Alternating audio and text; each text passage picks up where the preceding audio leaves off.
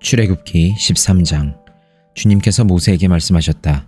이스라엘 자손 가운데서 태를 제일 먼저 열고 나온 것, 곧 처음 난 것은 모두 거룩하게 구별하여 나에게 바쳐라. 사람이든지 짐승이든지 처음 난 것은 모두 나의 것이다. 모세가 백성에게 선포하였다. 당신들은 이집트에서 곧 당신들이 종살이하던 집에서 나온 이 날을 기억하십시오. 주님께서 강한 손으로 거기에서 당신들을 이끌어내신 날이니 누룩을 넣은 빵을 먹어서는 안 됩니다. 첫째 달인 아빕월에 오늘 당신들이 이집트를 떠났습니다. 주님께서 당신들의 조상에게 주신다고 맹세하신 젖과 꿀이 흐르는 땅, 곧 가나안 사람과 헷사람과 아모리 사람과 히위 사람과 여부스 사람의 땅에 이르게 하시거든 당신들은 이 달에 다음과 같은 예식을 지키십시오. 당신들은 이레 동안 누룩을 넣지 않은 빵을 먹어야 하며 이렛날에는 주님의 절기를 지키십시오. 이레 동안 당신들은 누룩을 넣지 않은 빵을 먹어야 하며 당신들 영토 안에서 누룩을 넣은 빵이나 누룩이 보여서는 안 됩니다. 그날에 당신들은 당신들 아들 딸들에게 이 예식은 내가 이집트에서 나올 때에 주님께서 나에게 해주신 일을 기억하고 지키는 것이다 하고 설명하여 주십시오. 이 예식으로 당신들의 손에 감은 표나 이마의 위에 붙인 표와 같이 당신들이 주님의 법을 늘 되새길 수 있게 하십시오. 주님께서 강한 손으로 당신들을 이집트에서 구하여 내셨기 때문입니다. 그러므로 당신들은 이 규례를 해마다 정해진 때에 지켜야 합니다. 주님께서 당신들과 당신들 조상에게 맹세하신 대로 당신들을 가나안 사람의 땅에 이르게 하셔서 그 땅을 당신들에게 주시거든 당신들은 태를 처음 열고 나오는 모든 것을 주님께 바치십시오. 그리고 당신들이 기르는 짐승이 처음 낳는 수컷은 다 주님의 것입니다. 그러나 나귀의 맛배는 어린 양을 대신 바쳐서 대속하도록 하십시오. 그렇게 대속하지 않으려거든 그 목을 꺾으십시오. 당신들 자식들 가운데서 맏아들은 모두 대속하여야 합니다. 뒷날 당신들 아들딸이 당신들에게 묻기를 무엇 때문에 이런 일을 하느냐고 하거든 당신들은 아들딸들에게 이렇게 일러주십시오. 주님께서 강한 손으로 이집트 곧 종살이하던 집에서 우리를 이끌어내셨다. 그때 바로가 우리를 내보내지 않으려고 고집을 부렸으므로 주님께서 처음 난 것을 사람뿐만 아니라 이집트 땅에 있는 모든 처음 난 것을 죽이셨다. 그래서 나는 처음 태를 열고 나온 모든 수컷을 주님께 제물로 바쳐서 아들 가운데서도 맏아들을 모두 대속하는 것이다. 이것을 각자의 손에 감은 표나 이마 위에 붙인 표처럼 여겨라. 이렇게 하는 것은 주님께서 강한 손으로 우리를 이집트 땅에서 이끌어내셨기 때문이다. 바로는 마침내 이스라엘 백성을 내보냈다. 그러나 그들이 블레셋 사람의 땅을 거쳐서 가는 것이 가장 가까운데도 하나님은 백성을 그 길로 인도하지 않으셨다. 그것은 하나님이 이 백성이 전쟁을 하게 되면 마음을 바꾸어서 이집트로 되돌아가지나 않을까 하고 염려하셨기 때문이다. 그래서 하나님은 이 백성을 홍해로 가는 광야길로 돌아가게 하셨다. 이스라엘 자손은 대열을 지어 이집트 땅에서 올라왔다. 모세는 요셉의 유고를 가지고 왔다.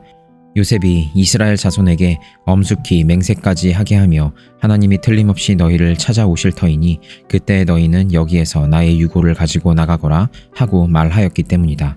그들은 숲곳을 떠나 광야 끝에 있는 에담에 장막을 쳤다. 주님께서는 그들이 밤낮으로 행군할 수 있도록 낮에는 구름 기둥으로 앞서가시며 길을 인도하시고 밤에는 불 기둥으로 앞길을 비추어 주셨다. 낮에는 구름 기둥, 밤에는 불 기둥이 그 백성 앞을 떠나지 않았다. 누가복음 16장. 예수께서 제자들에게도 말씀하셨다. 어떤 부자가 있었는데 그는 청지기 하나를 두었다. 그는 이 청지기가 자기 재산을 낭비한다고 하는 소문을 듣고서 그를 불러놓고 말하였다. 자네를 두고 말하는 것이 들리는데 어찌 된 일인가? 자네가 맡아보던 청지기 일을 정리하게 이제부터 자네는 그 일을 볼 수 없네. 그러자 그 청지기는 속으로 말하였다. 주인이 내게서 청지기 직분을 빼앗으려 하니 어떻게 하면 좋을까? 땅을 파자니 힘이 없고 빌어먹자니 낯이 부끄럽구나. 옳지, 내가 무엇을 해야 할지 알겠다. 내가 청지기의 자리에서 떨려날 때에 사람들이 나를 자기네 집으로 맞아들이도록 조치해 놓아야지. 그래서 그는 자기 주인에게 빚진 사람들을 하나씩 불러다가 첫째 사람에게 당신이 내 주인에게 진 빚이 얼마요? 하고 물었다. 그 사람이 기름 100마리요 하고 대답하니 청지기는 그에게 자 이것이 당신의 빚문서요. 어서 앉아서 50마리라고 적으시오 하고 말하였다. 그리고 다른 사람에게 묻기를 당신의 빚은 얼마요 하였다. 그 사람이 밀 100섬이요 하고 대답하니 청지기가 그에게 말하기를 자 이것이 당신의 빚문서요 받아서 80섬이라고 적으시오 하였다. 주인은 그 불의한 청지기를 칭찬하였다. 그가 슬기롭게 대처하였기 때문이다. 이 세상의 자녀들이 자기네끼리 거래하는 데는 빛의 자녀들보다 더 슬기롭다. 그러므로 내가 너희에게 말한다. 불의한 재물로 친구를 사귀어라. 그래서 그 재물이 없어질 때에 그들이 너희를 영원한 처소로 맞아들이게 하여라. 지극히 작은 일에 충실한 사람은 큰 일에도 충실하고 지극히 작은 일에 불의한 사람은 큰 일에도 불의하다. 너희가 불의한 재물에 충실하지 못하였으면 누가 너희에게 참된 것을 맡기겠느냐? 또 너희가 남의 것에 충실하지 못하였으면 누가 너희에게 너희의 몫인들 내주겠느냐? 한 종이 두 주인을 섬기지 못한다. 그가 한쪽을 미워하고 다른 쪽을 사랑하거나 한쪽을 떠받들고 다른 쪽을 업신 여길 것이다. 너희는 하나님과 재물을 함께 섬길 수 없다. 돈을 좋아하는 바리새파 사람들이 이 모든 말씀을 듣고 나서 예수를 비웃었다. 그래서 예수께서 그들에게 말씀하셨다. 너희는 사람들 앞에서 스스로 의롭다고 하는 자들이다. 그러나 하나님께서는 너희의 마음을 아신다. 사람들이 높이 평가하는 그러한 것은 하나님이 보시기에 혐오스러운 것이다. 율법과 예언자는 요한의 때까지다. 그 뒤로부터는 하나님 나라가 기쁜 소식으로 전파되고 있으며 모두 거기에 억지로 밀고 들어간다. 율법에서 한 획이 빠지는 것보다 하늘과 땅이 없어지는 것이 더 쉽다. 자기 아내를 버리고 다른 여자에게 장가드는 사람은 간음하는 것이며 남편에게서 버림받은 여자에게 장가드는 사람도 간음하는 것이다. 어떤 부자가 있었는데 그는 자색 옷과 고운 베옷을 입고 날마다 즐겁고 호화롭게 살았다. 그런데 그 집 대문 앞에는 나사로라 하는 거지 하나가 헌데투성이 몸으로 누워서 그 부자의 상에서 떨어지는 부스러기로 배를 채우려고 하였다. 개들까지도 와서 그의 헌대를 핥았다. 그러다가 그 거지는 죽어서 천사들에게 이끌려가서 아브라함의 품에 안기었고 그 부자도 죽어서 묻히었다.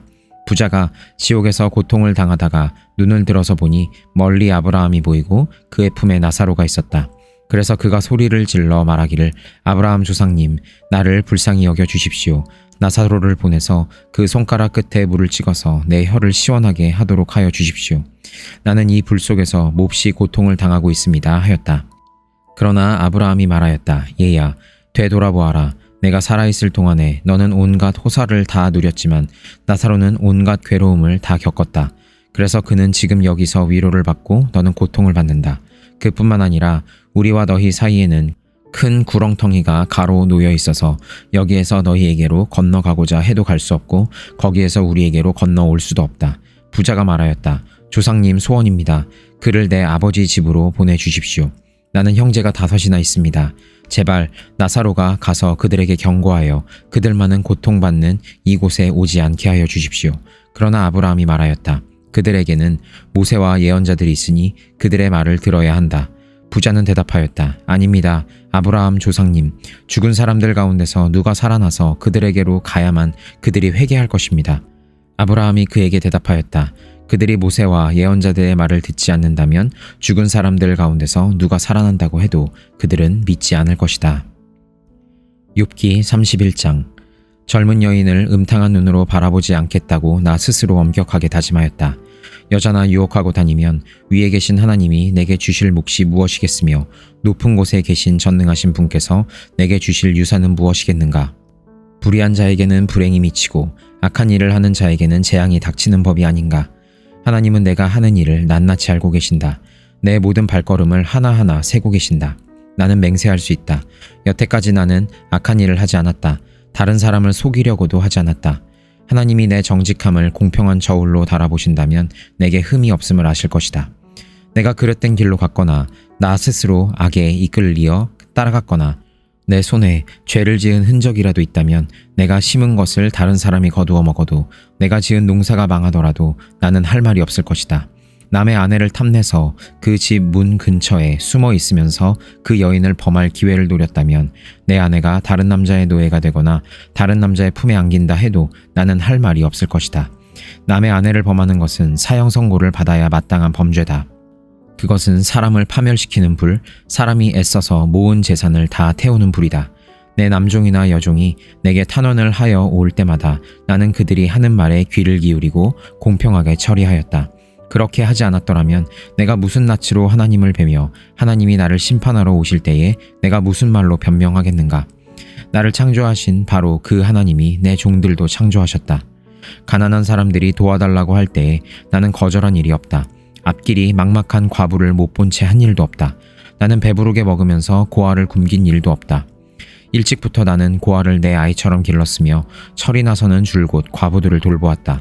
너무나도 가난하여 옷도 걸치지 못하고 죽어가는 사람이나 덮고 잘 것이 없는 가난한 사람을 볼 때마다 내가 기른 양털을 깎아서 그것으로 옷을 만들어 그들에게 입혔다.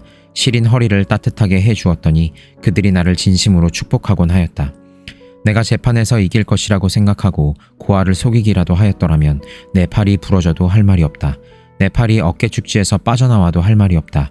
하나님이 내리시는 심판이 얼마나 무서운지를 잘 알고 있었으므로 나는 차마 그런 파렴치한 짓을 할 수 없었다. 나는 황금을 믿지도 않고 정금을 의지하지도 않았다. 내가 재산이 많다고 하여 자랑하지도 않고 벌어들인 것이 많다고 하여 기뻐하지도 않았다. 해가 찬란한 빛을 낸다고 하여 해를 섬기지도 않고 달이 밝고 아름답다고 하여 달을 섬기지도 않았다. 해와 달을 보고 그 장엄함과 아름다움에 반하여 그것에다가 절을 하는 사람들이 있다. 해와 달을 경배하는 표시로 제 손에 입을 맞추기도 한다. 그러나 나는 그렇게 하지 않았다. 그런 일은 높이 계신 하나님을 부인하는 것이므로 벌로 사형을 받아도 마땅하다. 내 원수가 고통받는 것을 보고 나는 기뻐한 적이 없다. 원수가 재난을 당할 때에도 나는 기뻐하지 않았다. 나는 결코 원수들이 죽기를 바라는 기도를 하여 죄를 범한 적이 없다. 내 집에서 일하는 사람은 모두 내가 언제나 나그네를 기꺼이 영접한다는 것을 잘 알고 있다. 나는 나그네가 길거리에서 잠자도록 내버려 둔 적이 없으며 길손에게 내 집 문을 기꺼이 열어주지 않은 적도 없다. 다른 사람들은 자기 죄를 감추려고 하지만 그러나 나는 내 허물을 아주 감추지 않았다. 사람들이 무슨 말로 나를 헐뜯든지 나는 그것을 전혀 두려워하지 않았다. 남에게서 비웃음을 받을까 하여 입을 다물거나 집 안에서만 머무르거나 하지도 않았다. 내가 한 이 변명을 들어줄 사람이 없을까? 맹세코 나는 사실대로만 말하였다. 이제는 전능하신 분께서 말씀하시는 대답을 듣고 싶다. 내 원수가 나를 고발하면서 뭐라고 말하였지? 내가 저지른 죄과를 기록한 소송장이라도 있어서 내가 읽어볼 수만 있다면 나는 그것을 자랑스럽게 어깨에 메고 다니고 그것을 왕관처럼 머리에 얹고 다니겠다. 나는 내가 한 모든 일을 그분께 낱낱이 말씀드리고 나서 그분 앞에 떳떳이 서겠다. 내가 가꾼 땅이 훔친 것이라면, 땅 주인에게서 부당하게 빼앗은 것이라면, 땅에서 나는 소산을 공짜로 먹으면서 곡식을 기른 농부를 굶겨 죽였다면, 내 밭에서 밀 대신 찔레가 나거나 보리 대신 잡초가 돋아나더라도 나는 기꺼이 받겠다. 이것으로 욥의 말이 모두 끝났다. 고린도 후서 1장. 하나님의 뜻으로 그리스도 예수의 사도가 된 나 바울과 형제 디모데가 고린도에 있는 하나님의 교회와 온 아가야에 있는 모든 성도에게 이 편지를 씁니다. 우리 아버지 하나님과 주 예수 그리스도께서 내려주시는 은혜와 평화가 여러분에게 있기를 빕니다. 우리 주 예수 그리스도의 아버지이신 하나님을 찬양합시다. 그는 자비로우신 아버지시요 온갖 위로를 주시는 하나님이시요 온갖 환난 가운데에서 우리를 위로하여 주시는 분이십니다. 따라서 우리가 하나님께 받는 그 위로로 우리도 온갖 환난을 당하는 사람들을 위로할 수 있습니다. 그리스도의 고난이 우리에게 넘치는 것과 같이 그리스도로 말미암아 우리의 위로도 또한 넘칩니다. 우리가 환난을 당하는 것도 여러분이 위로와 구원을 받게 하려는 것이며 우리가 위로를 받는 것도 여러분이 위로를 받게 하려는 것입니다. 여러분은 이 위로로 우리가 당하는 것과 똑같은 고난을 견디어냅니다. 우리가 여러분에게 거는 희망은 든든합니다.